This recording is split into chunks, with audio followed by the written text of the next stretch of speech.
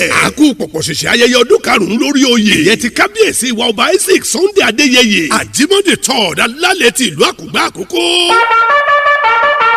Odindi ọ̀sẹ̀ kan gbáko ní kẹ̀kẹ́ bó yẹrí Coronation anniversary yìí yóò fi wáyé. ìlú Akungba máa kún fọ́fọ́ torí ọlọ́kan òjọ̀kan ètò pàtàkì ló máa ṣẹlẹ̀ ńbẹ̀. sísọ orúkọ Akungba highway lórúkọ Chief Adébáyọ̀ Adéfarati. medical outreach cultural truth hunters and masquerade competition. pẹ̀lú ìfilọ́lẹ̀ àgbà àràgbà ààfin ìgbàlódé tí gbogbo ẹni rere ìlú ní láti lọ́wọ́ sí. and installation of new ships. Saturday 26th ní gidigege. bẹ̀rẹ̀ ní 10 a.m. ní Palace Playground. níbi tí Mega 99 yóò ti fi ti gbó torin tìlú dábìrà. mo pe kábíyèsí. àní jìsọ́fì. mo ti wà nínú olóríire. gbogbo àwọn máa Akungba tọ̀rẹ́ tojúlùmọ̀ nílẹ̀ yìí àti lókè òkun. pẹ̀lú àwọn olóyè àti dédé ọba nílẹ̀ Àkókò àti Yorùbá lápapọ̀. ìlà òjò kópa nú ètò yìí. torí ọ̀rọ̀ ìfẹ́ àti ìrẹ́pọ̀ pẹ̀lú ìdàgbàsókè ìlú. ìlú jẹ́ our reliable dependable honest and trustworthy king. ọba Àjímọ̀dé third lógún. àkùnmáwọ̀ náà. ẹ̀rọ. ìgbìmọ̀ ètò ló ní ìfọ́nrẹ́rẹ́ ẹ̀.